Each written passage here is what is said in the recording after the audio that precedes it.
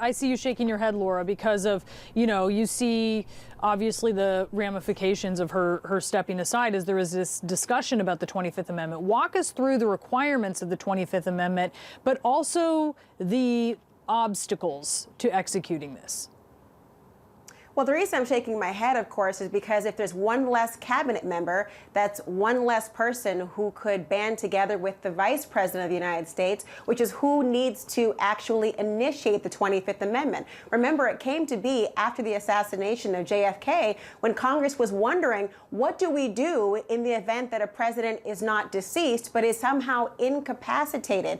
Who will we delegate power to in the line of succession? And what they came up with was the idea that the Vice President of the United States, along with either the majority of the cabinet members or with a commission that was created within Congress to decide independently whether the president had been incapacitated, they had to be able to band together with the vice president to decide to delegate power to him. Now, as you know, the commission was never created, Brianna, yet another indication of how those in case of emergency break glass things we think are a part of our Constitution were exposed as not being there, but he still could go with the cabinet. And then what happens next is if they decide, the majority of the cabinet and vice president, that President Trump should no longer be in office, the power would go to Pence. Then President Trump would be able to appeal that and say, actually, thank you for your concern, but I still retain my faculties. I'm not incapacitated, and I am still the President of the United States. Then it goes back in a volley to the vice president and the cabinet to say, we want to appeal to Congress and allow them to make the determination. They got 48 hours to have a hearing, but they've got 21 days to render a final decision. We know today is less than 21 days from the inauguration. And so they could run out the clock because the entire time that Congress would evaluate and deliberate, Mike Pence would be the President of the United States of America. So the reason I'm shaking my head thinking about the Transportation Secretary is knowing that she has diluted in some fashion the ability of the members of the cabinet to band together with the vice president, but she's also lessened the requirement for what a majority would now be. But I'm left ultimately to wonder this question, Brianna, and my colleagues have said it best as well. What was her motivation? Is the reason she's resigned because the rest of the cabinet was unable to come to a consensus? It seems very contradictory to me and counterintuitive that she would think it's time to leave Washington, but the reason that she chose to do so, the President of the United States, should remain there. And Carl, in addition to this talk of the 25th Amendment, which, I mean, that just seems almost like shooting the moon. It just seems very unlikely that this is going to proceed. House Democrats are also circulating articles of impeachment. And this is another avenue where it seems really hard to imagine it actually working out in 2 weeks. So talk about that a little bit, but also talk about your concerns here for the next 13 days.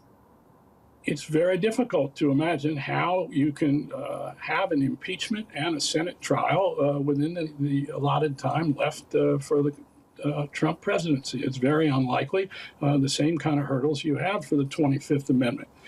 I want to get back to this idea of a constitutional straitjacket on the president, because there is right now at this moment the moral force that the Vice President of the United States has, the leadership of both parties, Schumer and McConnell and Pelosi, of the Congress of the United States.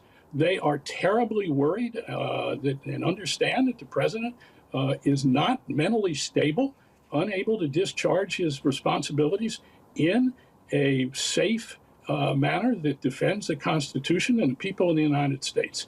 So there are means, if they were to use their moral authority, and particularly the vice president, to say out loud that we are making sure that the president is isolated.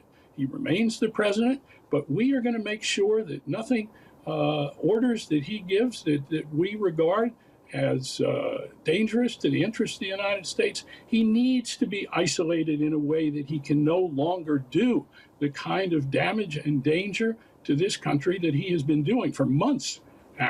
Actually. So there's a notion of a constitutional straitjacket, but using the moral suasion that the vice president especially has, if he were to combine with the congressional leadership, because there is a real necessity to isolate and keep this president from further actions such as we saw yesterday. You know, I wonder what you think about that, Dana. And also, what about the possibility of a censure? That's also sure. Resignation if it's a real possibility. That's a real possibility of a censure. I mean, more and more you are seeing Republicans trying to figure out if there is a way to punish the president beyond just rhetoric. And that's a really good question. And one question I don't know the answer to, maybe Laura does, is whether or not he can be censured after he's already gone, just to prove a point. You know, whether that is something just to get in the history books, that what the president has done, particularly and especially yesterday, inciting that crowd to do exactly what they did, to go to the Capitol and do the unthinkable, whether or not that is possible given the fact that there are only, 2 weeks left in the Trump presidency. What do you think, Laura? Well, censor is really a symbolic action, and I think that the idea of a president of the United States inciting an insurrection requires something far more tangible. And I think this goes back to the words of even President-elect Joe Biden yesterday in response to this, saying, at times the words of the president can inspire, and at times the words of the president can incite. And we saw that very thing happen. And so I think with the 2 weeks we have left, I think it really is incumbent upon members of Congress to respond in a holistic, not merely a symbolic way, to the idea that for the very first time since the 1800s, there was a breach of the people's house. And I want to make that clear to everyone because, of course, that seems to always get lost here. When I look at the damage across the Capitol, I wonder whose tax dollars are going to replace that. And I also wonder to what extent they recognize that it was a breach on the United States of America and the people of the United States of America. And so symbolic censor certainly might be one possibility, but we also have to look at the idea of what could possibly be the federal and perhaps even state level charges that could be levied against those